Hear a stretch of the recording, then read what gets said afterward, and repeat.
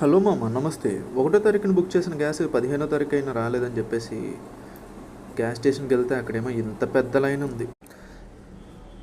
ఇంకెంత లైన్ చూసేసరికి నాకు నీరసం వచ్చింది. ఇంకా సరే కదా అని తప్పక లైన్లో నించున్న తర్వాత ఇంకా జనాలు వస్తానే ఉన్నారు. మధ్యలో ఏమో ఇంకా టైంపాస్ పనుల కింద ఇంకో ఈ డీటెయిల్స్ మొత్తం చదివేశాను. తర్వాత దొరికిన ప్యాకెట్లు అన్నీ తినేసాను.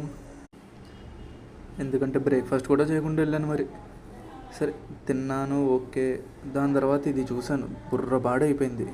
ఎవడన్నా ఇప్పుడు ఆన్ గోయింగ్ క్రైసిస్లో ఇలాగ వెళ్తున్నప్పుడు 16 కేజీల సిలిండర్ని 10 కేజీల కింద మార్చుకుంటాడు, అది కూడా మన జోబు నుంచి డబ్బులు కట్టి.